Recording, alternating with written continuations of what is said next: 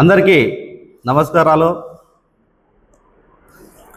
ఈరోజు రాష్ట్రంలో జరుగుతున్న పరిణామాలు చూస్తూ ఉంటే చాలా బాధగా ఉంది. ఈ కూటమి ప్రభుత్వం ఏర్పాటైన తర్వాత ప్రజలు ముగ్గురు నాయకులను ఎన్నుకున్నామని అనుకుంటున్నా ఉన్నారు. కానీ ముగ్గురి నాయకులు కలిసి కూటమిగా ఏర్పాటై ఒక రౌడీలు ఒక గూండాలు ఏ విధంగా ప్రవర్తిస్తారో అలా ప్రవర్తించే నాయకులను మన ప్రజలు మనం ఎన్నుకున్నామని ఈరోజు గుర్తు తెచ్చుకోండి. ఎందుకంటే పవన్ కళ్యాణ్ గారు ఈయన 2024 ముందు లేదా 2012కు ముందు పార్టీ పెడతా అంటేనే ఈయన జనసేన పార్టీ స్థాపించినప్పుడు ఏం మాటలు చెప్పాడు? నా సిద్ధాంతాలు వేరు, నేను ప్రశ్నించడానికి ప్రజల కోసం పోరాటాలు చేయడానికి వచ్చానని చాలా పెద్ద పెద్ద మాటలు చెప్పాడు. 2012 నుంచి 2014 ఎలక్షన్ వరకు ఎన్నికల వరకు ఆ విధంగా చెప్పాడు. 2014 ఎన్నికలు చంద్రబాబు నాయుడు గారు ఇచ్చిన ప్యాకేజీకి లొంగిపోయి చంద్రబాబు నాయుడు గారికి సపోర్ట్ చేశాడు. దాని తర్వాత ప్యాకేజ్ ఏమైందో మనకైతే తెలియదు. మరి 2014 తర్వాత విడిపోయాడు. 2019లో విడిగా ఎన్నికల్లో పోటీ చేశాడు. ఈయన ప్రజల కోసం నిలబడిన నాయకుడు 2 చోట్ల నిలబడ్డాడు. 2 నియోజకవర్గాల్లో నిలబడ్డాడు. 2 నియోజకవర్గాల్లో ఓడిపోయాడు. ఈయన ప్రజల కోసం నిలబడ్డాడు. మళ్ళీ గుర్తుకొచ్చింది ఆయనకి, అయ్యో నేను చంద్రబాబు నాయుడు గారిని వదిలేస్తే నా పార్టీ ఉంటుందా, నేను మనుగడ అయిపోతానేమో. మళ్ళా రిపీట్, మళ్ళీ సుగాలి ప్రీతి కేసు తీసుకొచ్చాడు ముందుకి. నేను అండగా ఉంటాను. 2017లో సుగాలి ప్రీతి కేసు తెలుగుదేశం ప్రభుత్వంలో వాళ్ళకు అన్యాయం జరిగితే ఈయన 2019 వైసీపీ ప్రభుత్వం వచ్చిన తర్వాత మళ్ళీ దాన్ని ముందుకు తీసుకొచ్చి మా ప్రభుత్వం వస్తే నేను ఏమైనా చేస్తాను అంటాడు. కానీ ఈ గత జరిగిన 2 సంవత్సరాల్లో సుగాలి ప్రీతి కేసు అనేది మాత్రము ఏమాత్రం ముందుకు లేదు. ఈయన చేతులు ఎత్తేసాడు. తర్వాత ఇదే వైసీపీ ప్రభుత్వంలో వాలంటీర్లు 32,000 మంది మహిళలు మిస్సింగ్ అయ్యారు. మా ప్రభుత్వం వస్తే వాళ్ళందరినీ బయటికి తీసుకొస్తామని చెప్పాడు. వాళ్ళ ప్రభుత్వం వచ్చింది. మరి 32,000 మంది మహిళలు ఎక్కడున్నారండి ఇప్పుడు? అదేగాక మీకు ముఖ్యమంత్రి స్థాయి నుండి దగ్గర 2వ స్థానంలో ఉప ముఖ్యమంత్రి స్థాయిలో మీరు ఉన్నారు. మరి మీరు ఉప ముఖ్యమంత్రి స్థాయిలో ఉండి మీ భాష ఏంది, మీ మాటలు ఏంది, మీ నిర్ణయాలు ఏంది, ఈరోజు ప్రభుత్వంలో ఏం జరుగుతుందో మీకు అర్థం కావడం లేదా? మరి ఒక రౌడీలా, ఒక వీధి రౌడీలా, వీధి గూండాలా ఎందుకు ప్రవర్తించి మాట్లాడుతున్నారు? నువ్వు ప్రభుత్వంలోకి రావడానికి భాగస్వామి కాకముందు వైసీపీ గూండా నా కొడకల్లారా చెప్పుతో కొడతాను కూడా మాట్లాడు. ఒక రౌడీ, వీధి రౌడీలాగా మాట్లాడారు.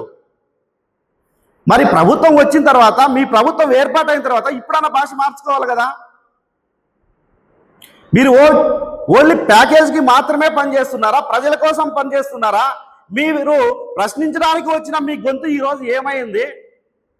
మీరు ఎందుకు నారా లోకేష్ గారిని కానీ వాళ్ళ నాన్న చంద్రబాబు నాయుడు గారిని ఎందుకు ప్రశ్నించలేకపోతున్నారు? వాళ్ళు తీసుకున్న నిర్ణయాలకే మీరు ఎందుకు సపోర్ట్ చేస్తున్నారు?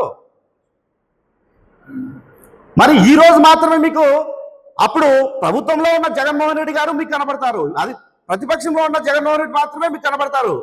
మరి ఈ రోజు మీ ప్రభుత్వం ఏర్పాటైనా కూడా నువ్వు ప్రతిపక్ష నాయకుడిగానే ఉన్నావు కదా మీ ప్రభుత్వంలో. మరి ఎందుకు మీరు ప్రభుత్వాన్ని ప్రశ్నించలేకపోతున్నారు? ఎందుకు మీరు ప్రజలకు అండగా లేకపోతున్నారు? పవన్ కళ్యాణ్ గారు ప్రతి ఒక్కరు చెప్పారు. మొన్న కూడా ఒక మీటింగ్ లో చెప్పారు, మనకు ముఖ్యమంత్రి అయ్యే స్థాయి లేదు, నేను ముఖ్యమంత్రి కాలేను, మన అందరం కలిసి ఈ కూటమి ప్రభుత్వం ఇంకా 15 సంవత్సరాలు కొనసాగుతుందని మీ కార్యకర్తలకే మీరు పబ్లిక్ మీటింగ్ లో కూడా చెప్పుకున్నారు. అదే విధంగా ఈరోజు మీరు చంద్రబాబు నాయుడుకు కొమ్ము కాసుకున్నారు తప్ప ప్రజలకు మాత్రం ఏ మాత్రం అభివృద్ధి చేసే పని మాత్రం చేయడం లేదు. మీరు కూడా ఎందుకు మీరు ఇప్పుడు జగన్మోహన్ రెడ్డి గారిని మాట్లాడము, భాష మార్చుకోవడము? జాగ్రత్త పవన్ కళ్యాణ్ గారు, ఖచ్చితంగా మీరు మీరు ఓన్లీ కులాలకు సుచ్చు పెట్టే రకం మీరు చేస్తా ఉన్నారు, కానీ జగన్మోహన్ రెడ్డి కాదు. అదేవిధంగా ఈరోజు ఆంధ్ర రాష్ట్రంలో ఉన్న ప్రజానికి అందరికీ తెలుసు, వీళ్ళ కూటమి ప్రభుత్వం ఇచ్చిన హామీలన్నీ ఏమైనాయి, దళితులకు ఇచ్చిన హామీలు ఏమైనాయి. చంద్రబాబు నాయుడు గారు ప్రతి దళిత మహిళను పారిశ్రామికవేత్తగా చేస్తా అన్నాడు. మరి ఆ పారిశ్రామికవేత్తలకు ఇవ్వాల్సిన ఇన్సెంటివ్స్ ఇప్పటి వరకు 2 సంవత్సరాలు గడుస్తా ఉంది ప్రభుత్వం వచ్చి, వాళ్ళకి ఇవ్వాల్సిన ఇన్సెంటివ్ 700 కోట్లు ఉంటే అవి మాత్రం చెల్లించలేదు. కానీ ప్రతి దళిత మహిళను పారిశ్రామికవేత్తగా చేస్తాను, వేరే దేశాల నుంచి నేను పెట్టుబడులు తీసుకొస్తా ఉన్నాను, ఇన్ని కోట్లు తెచ్చాను, అన్ని కోట్లు అని చెప్పి రోజు మాటలు చెప్తున్నాడు. కానీ ఈ 700 కోట్లు దళితులకు ఇవ్వాల్సిన ఇన్సెంటివ్ మాత్రము క్లియర్ చేయండి అని వేడుకుంటున్నారు ఈరోజు పారిశ్రామికవేత్తలు. ఈఎంఐలు కట్టలేక, వ్యాపారాలు జరక్క మూతపడుతున్నాయి చిన్న చిన్న పరిశ్రమలన్నీ కూడా. మరి వీటిపైన ఆలోచించండి. 15 రోజులకు ఒక క్యాబినెట్ పెడతావు, ఏం తీర్మానం చేస్తున్నావో ఏం తెలియడం లేదు.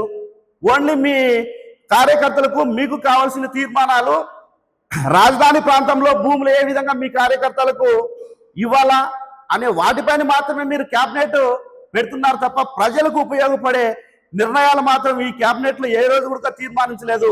అది కూడా గుర్తుపెట్టుకోండి. తర్వాత ఎస్సీ ఎస్టీగా రావాల్సిన ప్రత్యేక నిధులు ఎక్కడ పోతున్నాయి? పవన్ కళ్యాణ్ గారు ఎస్సీ ఎస్టీకి రావాల్సిన ప్రత్యేక నిధుల గురించి ఒక్కసారి మీకు అసలు అదే గుర్తన్న ఉందా? వీళ్లకు ప్రత్యేక ఎస్సీ ఎస్టీ స్పెషల్ గ్రాంట్ ఉందని అనేది తెలుసా మీకు?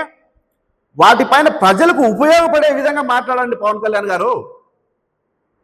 మీరు ఏదేదో ఫిట్స్ వచ్చిన వాళ్ళ మాదిరి తల ఊపుకుంటూ ఎందుకో జుట్టు వల్ల ఊపుకుంటూ ఇవన్నీ కూడా కేవలం సినిమాల్లో 2.5 గంటలు చూడడానికి మాత్రమే ప్రజలను ఆకర్షిస్తాయి తప్ప నిజ జీవితంలో నిజ రాజకీయంలో మాత్రము అవన్నీ పనికిరావు. ఇది గుర్తుపెట్టుకో.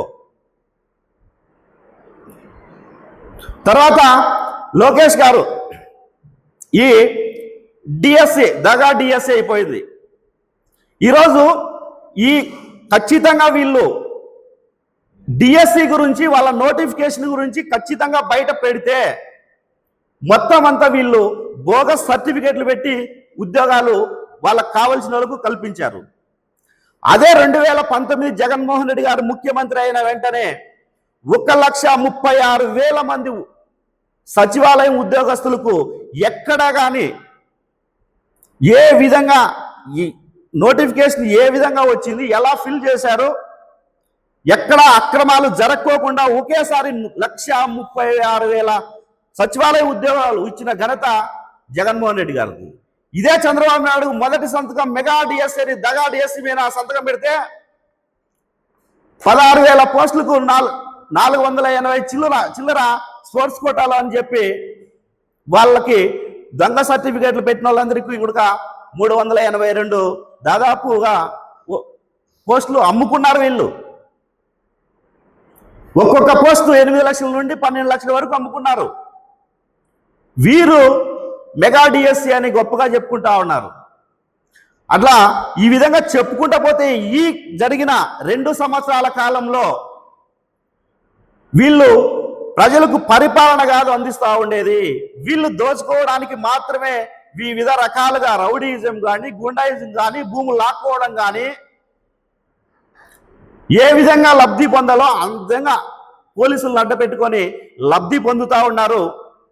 పవన్ కళ్యాణ్ గారికి ఒకటే చెప్తా ఉన్నాం, పవన్ కళ్యాణ్ వాళ్ళ పార్టీ తరపున గెలిచిన ఎమ్మెల్యేలకు కూడా ఒకటే చెప్తున్నాం, జాగ్రత్తగా మాట్లాడేటప్పుడు వైసీపీ వాళ్ళ గురించి మాట్లాడేటప్పుడు నోరు జాగ్రత్తగా పెట్టుకోండి.